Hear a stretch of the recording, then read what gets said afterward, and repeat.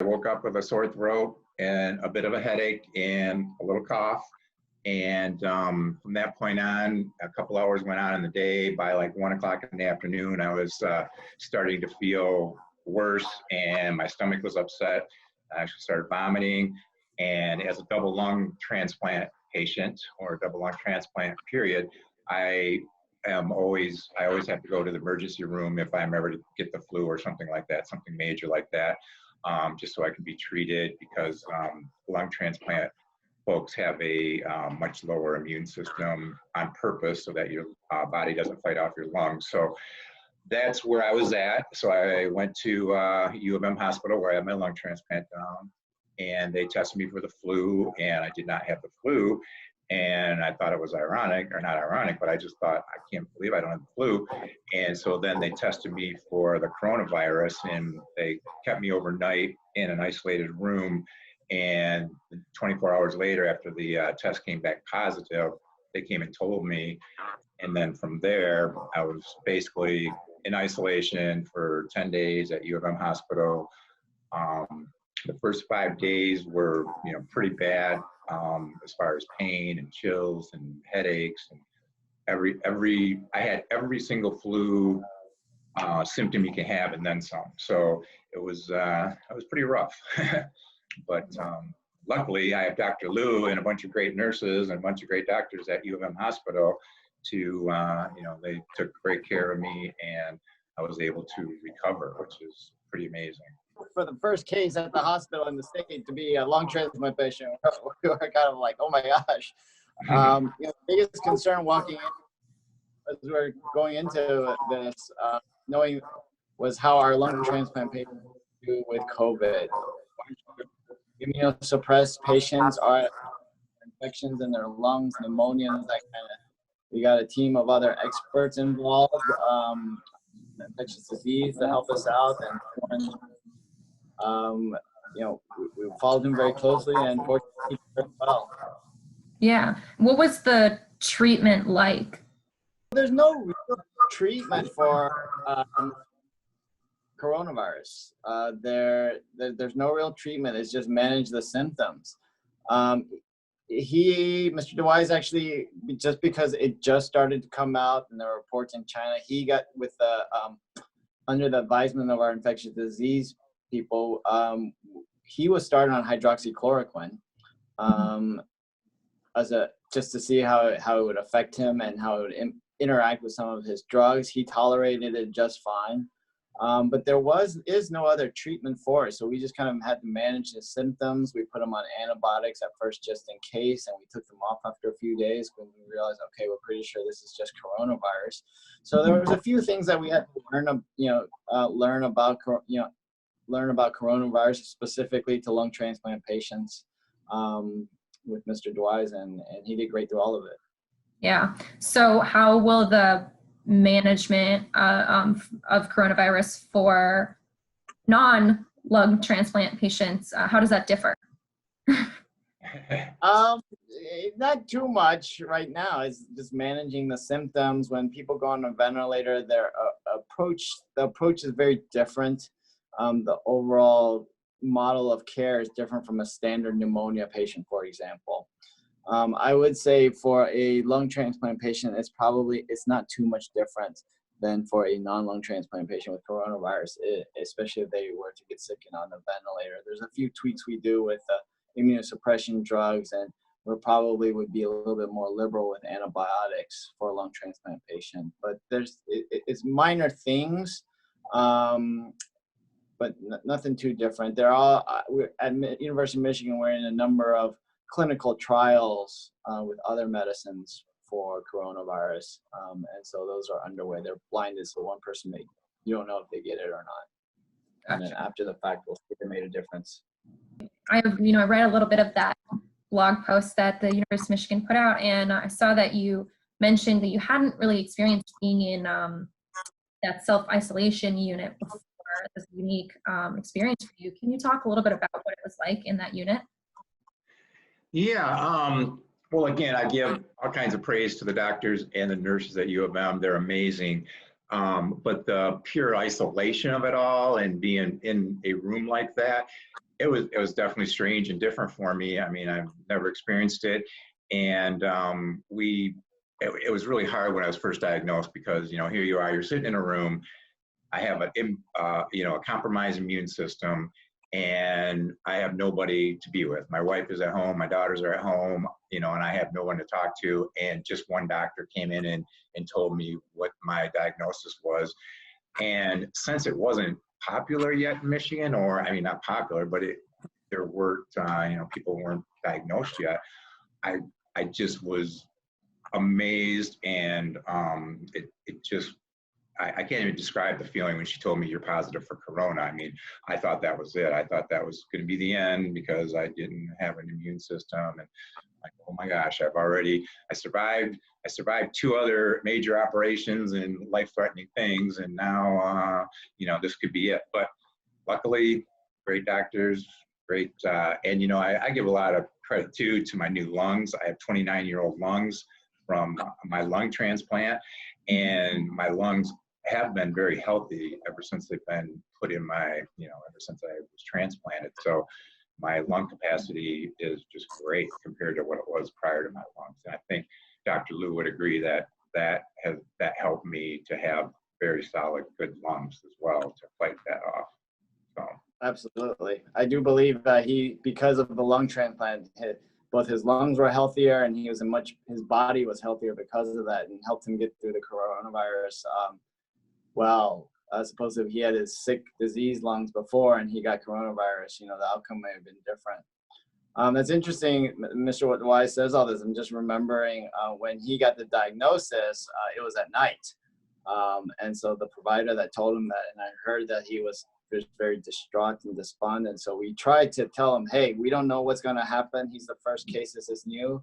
But the good news was that his lungs were doing well at the time and they were strong. And I think we as a team tried to reassure him, but all things look good to pulling through this. And so I think hopefully our positive attitude will work for him as well. Right. Yeah, that's right. And so you were in the hospital for 10 days? 10 days, yeah. Yeah. Right. And then how has your recovery been since? It's been very good. They sent me home. I didn't really come home on any antibiotics or anything. After 5 days in the hospital, I actually started feeling much better. And at that point, after 5 days, I'm like, okay, I'm going to make it through this. And I could tell that, I could see light at the end of the tunnel. I was getting better, not worse, which was great news. For me personally, I could feel it. So I knew, so once I got home, it just kept getting better and better. The only problem with that was when I got home, my wife was down and out with coronavirus, so I had to take care of her. She was in bed for like 7 days, a little over 7 days with the virus. So, but being at home, it's been great. I'm totally 100% back as far as I know, unless there's some looming virus still in me. But I had a few relapses here and there. You would go 2 days feeling just like you're 100%. And then the next day, boom, some of those symptoms are all back. It's like, how in the world can that be? But then it lasts for a day, it goes away. So what I was told is as soon as I don't have those for 2 or 3 days in a row, then, it's most likely gone. And so I'm well past that now. It's been a couple of weeks since I've had any symptom at all, or 3 weeks probably.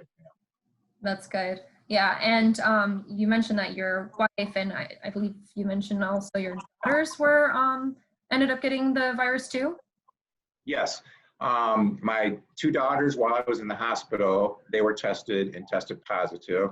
They had very light symptoms. They only one of them had a runny nose and a slight cough, and one of them, but the funny thing is they both lost their smell and their taste, which at first they kept telling us that, and we're like, it wasn't a thing, no one had said anything about that. And I'm like, you guys are nuts, that's not going on.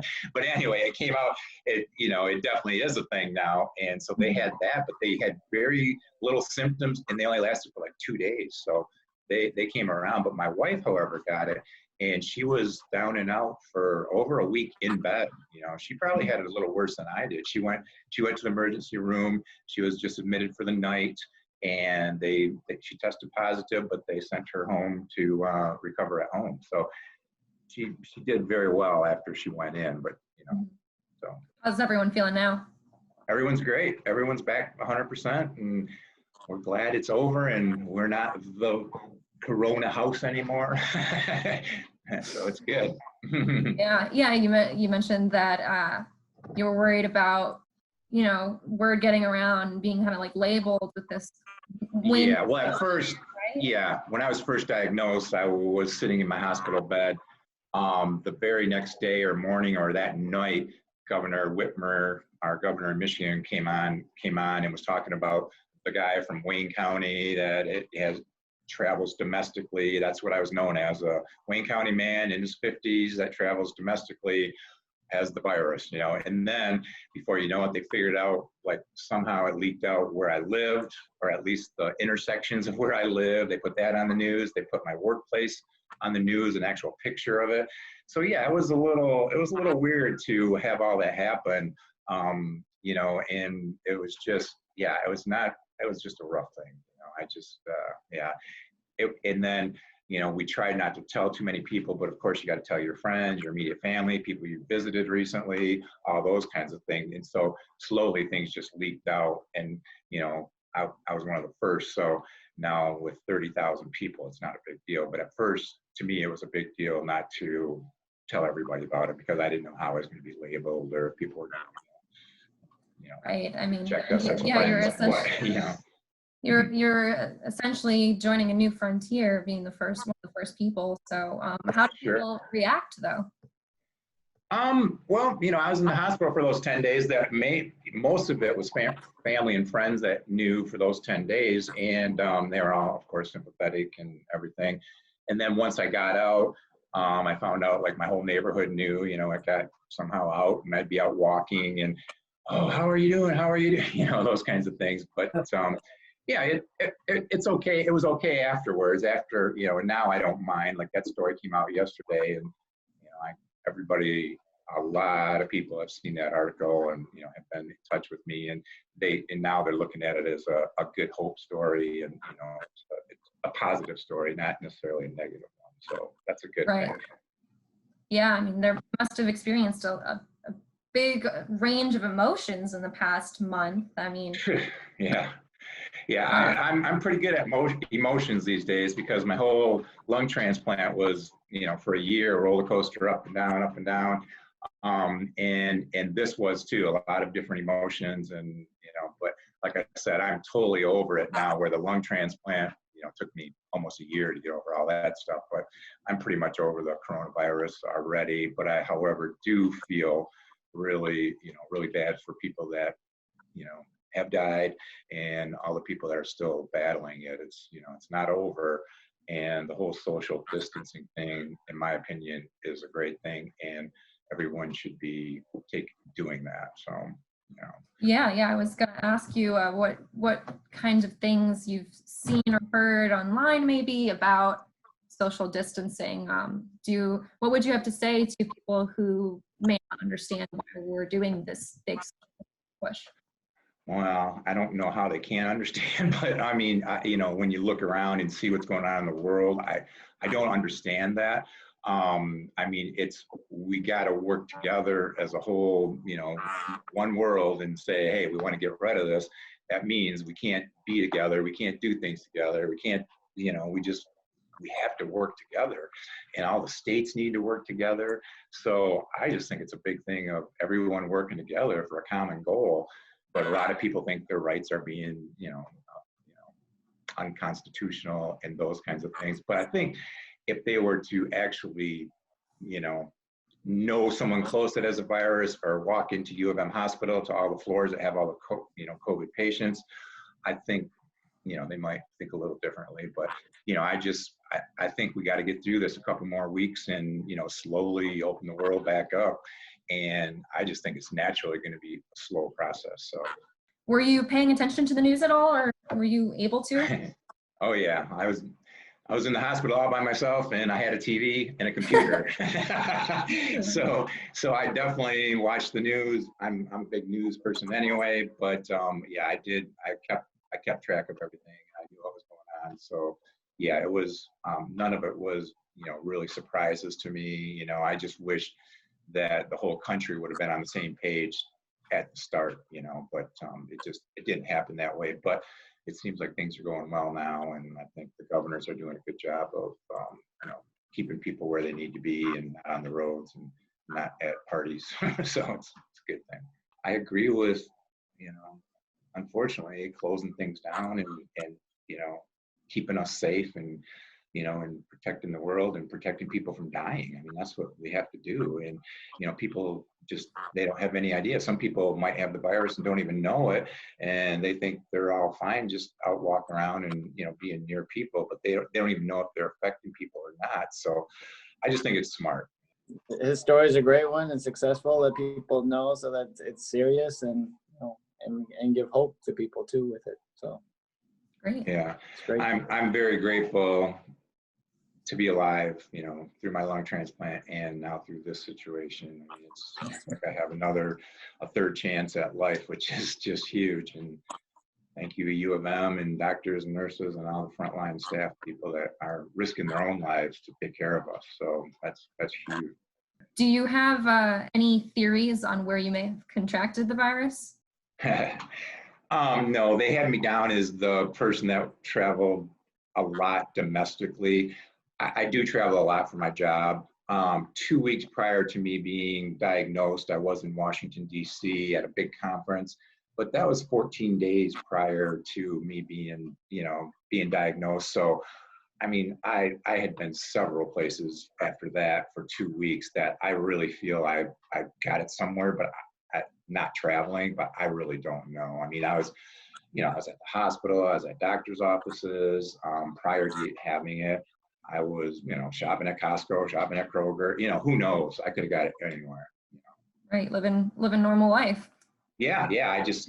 And I'm very, very careful. I didn't mention that, but, you know, for 3 years now, I've wore a mask on airplanes, through airports, all that kind of stuff. I haven't shook anybody's hand in over 3 years.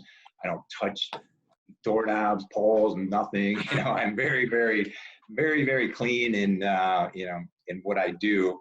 And so, you know, it's hard to say. It's hard to say. Gotcha. And is that habits you picked up from your lung transplant? For my lung transplant, yeah. So, you know, I'm in sales, so, you know, it's very, you know, customary to shake hands. But for the last 3 years, I've just done the fist bump.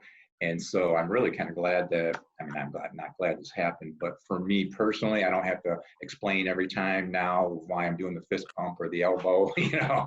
So now it's pretty much a standard thing. Now you just don't shake hands. So going forward, that'll be good for me, because I always found myself having to explain why I'm doing the fist pump, you know, a double lung transplant, doctor's orders, you know, those kinds of things. So, yeah. Right, definitely. Well, I do remember when he was the first person diagnosed, and he's like, oh my God, and everyone was focused on him. I made the point to him that, you know, he was the first person that was diagnosed. He wasn't necessarily the first person in the state, because he probably picked it up from someone in the state, you know, very well. So, yeah, that's true. And it sounds like there might be a lot of people that even had it prior to anybody being diagnosed that didn't even know it. So, yeah, it's interesting too, as that comes out.